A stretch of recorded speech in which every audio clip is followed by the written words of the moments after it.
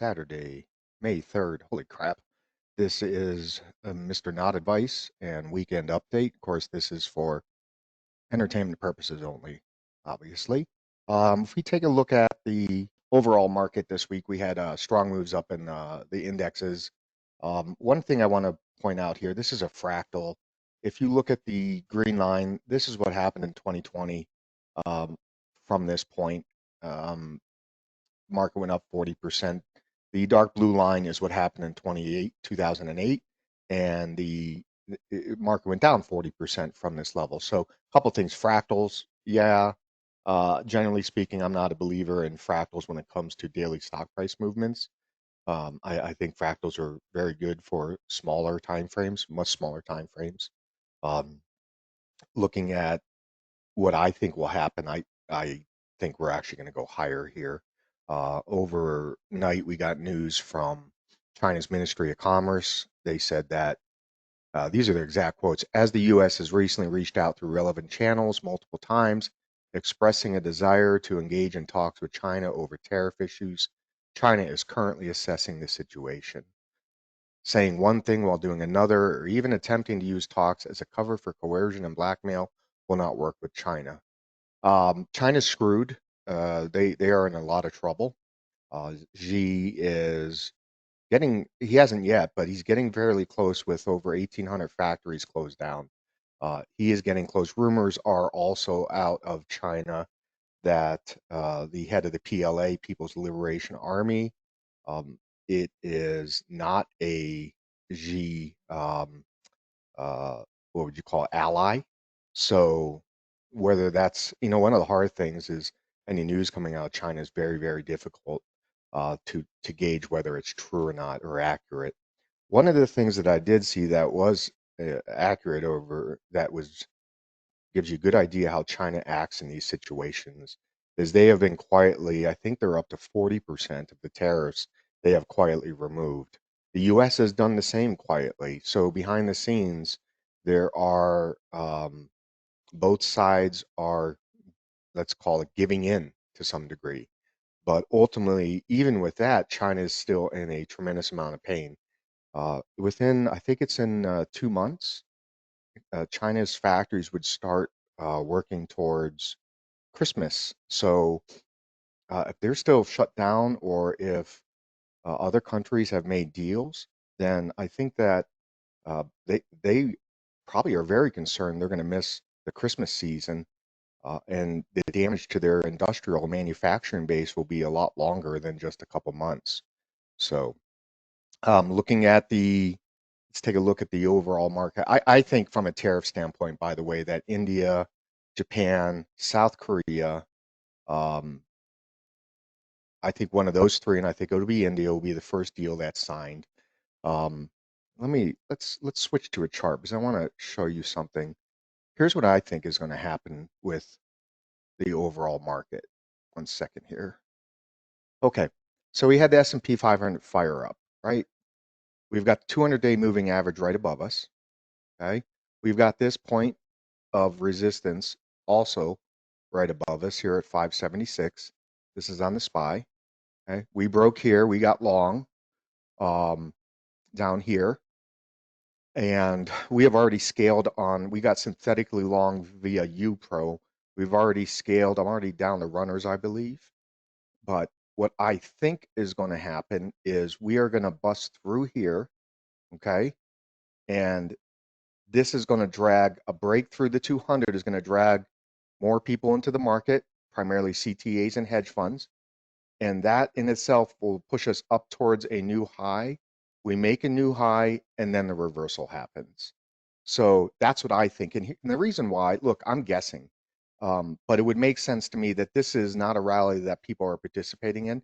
This is primarily a retail-driven rally. Institutions have been on the side. We did have some small CTA buying this week, very small. So they actually flipped to net long for the first time, I think, in 5 weeks. So we are in a position now where there could be a very strong short squeeze to the top side. I'm talking index wise because there's so much institutional money on the side, and this is really a rally that is, it's an unloved rally. You know, there's that old saying that says markets climb a wall of worry, and meaning that markets go up when people are worried and do not believe it should be going up. And I think we're there now. And so I am still bullish short term on the market. If we look at the NASDAQ market, um, we did get above 20,000, which was a big deal. We're above the point of control, and we're banging our head against this 200-day moving average. So this is a big time level here. If we break through that, I think it attracts more buyers above the 200-day. I think it will attract algorithmic buyers, and that'll push us to try to take out a new high. Looking at our positions, UPRO, yeah, we're in UPRO. I'm still holding it. I think the next shot, because we've closed this gap here, okay, is going to be this point of control up here at 76.75. That's $5 higher. So I think that's where that's headed. On Tesla, Tesla's got to break through this 295-ish 300 area. It's tried 1, 2, 3, 4, 5, 6, 7 times. It's tried 7 or 8 times. So if we can break through this area, I think Tesla launches. Also on a shorter term basis, if you look here, we've got a flagpole and then we've got a pennant forming. So I am not long Tesla yet. Palantir, we got in very nicely here. We've already scaled twice. I tried to scale again on Friday. I was not able to get it. So, but where this is targeting is this 125.41. Let's see what happens on Monday if we can get through that. Looking at IBIT, which is our Bitcoin investment, we need to break above this point of control. Bitcoin itself right now is also loading up to break through the 100,000 level. So I think the breakthrough, the 200-day moving average on the NASDAQ, on the SPY, as well as Bitcoin could all happen at the same time. Looking at EOSE, nothing happening until Tuesday when their earnings are released. I believe they're ready, they're set up to go strongly to the top side. Friday did print in a reversal on EOSE daily right here. Here's the hammer, here's a confirmation. I'm already long, I think I'm still up to 12%. And so I'm going to stick with what I've got. I'm not adding anything yet. ENVX. ENVX is a struggle right now. I'm looking to short this thing. Down here at 564, I will go short into a new low at 528. I'm not really commenting on the macro stuff. I'm not as smart as everyone else is on it, but I think they're going to need to raise money. I didn't hear anything in the call that was especially exciting. Um, I didn't hear anything in the call was especially damaging, but I think the stock's going to drift and drift down. Dollar Tree, we're waiting for this cup here handle to break to the top side so we can take a trade on that. And beyond, I'm looking to go short down here at the 354 level. We are in AI, but on AI, I'll raise the stop to today's low or Friday's low. Also on all of our trades on Palantir, raise the stop to uh, Friday's low. Palantir, UPRO, that's what I'm doing with all my stops. Looking at what I think is going to happen next week, we've got earnings coming out with EOSE. I think EOSE news conference or the presser is going to be excellent. I think Joe's late night LinkedIn post was another one of his hints. So I think that we are set up well for some positive surprises on EOSE. If it doesn't happen, it's going to come back down, and I'll have to load back up. I'll have to add, so or I might add if it does that. But overall, I think the market right now wants to go higher. It is still caught up with the whole tariff issue, but as you can see though, the market's become a little bit less reactionary to the tariff news.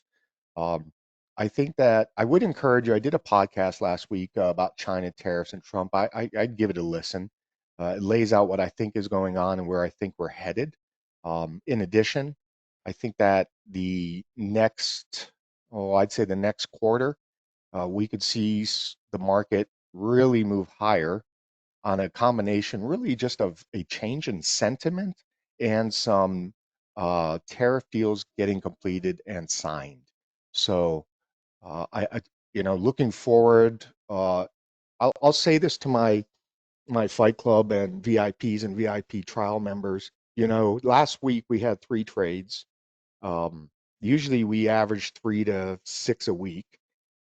With our 3 trades, we were able to scale within a couple days. Look, this is what we're normally used to, if you remember. We're used to getting in trades, having trades to scale every week on profits. Yeah, we take losses here and there, but I don't think that it is safe to fully go back in the water yet.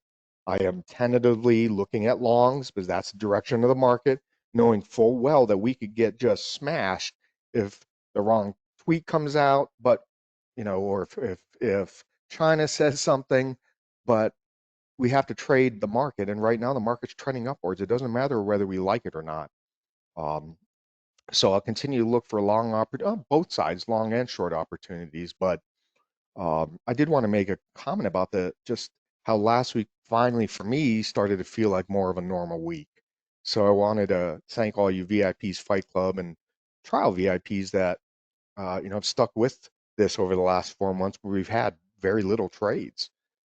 Great job protecting capital, great job being patient, and hopefully I'm hopeful that we're starting to move into the type of market where it becomes more conducive to our style of trading. Remember, our style of trading works, but the market needs a trend, okay? We're not good in the chop fest.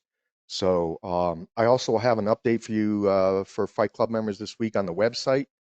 We're getting that done where each person will have their own individual page. And then the UVXY, I'll have an update on that this week and hopefully on the Fight Club manual. So, hey, look, we have a lot of new people joining us. Please make sure that we reach out to them, and I want to welcome all the new people. And this is a different Discord. If you have questions, you can DM me, you can DM anybody, any of the mods or the VIPs or Fight Club members, and we will answer. So I'm glad you're here. Thank you for taking this time to listen today. I guess if I were to score the market on a 1 to 5, with 5 being absolutely bullish and 1 being absolutely bearish, I'd say we're about a 3.5 right now, where maybe previous weeks we're at a 2.5. So 3.5, let's get to a 4. Let's get this market, hopefully the market will continue to establish trend to the upside. The Mag 7 moved heavily last week. That was that's very good to see the tech sector starting to lead again. So let's anyway, let's have a great weekend. Let me know if you have any questions. Watch for the scheduling that I put out for the EOSE call and then the subsequent open forum that we'll have. All right, take it easy.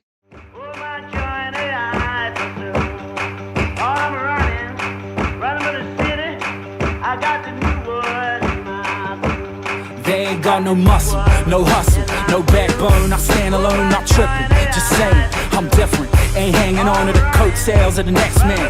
Passport in my left hand, thinking that you are next. Heck, hope you ain't holding your breath, man, cause I'm out here, I'm hungry. I don't play around, trust me. Ain't had as much drive since my Honda Civic got rusty, and my girl said that she loved me.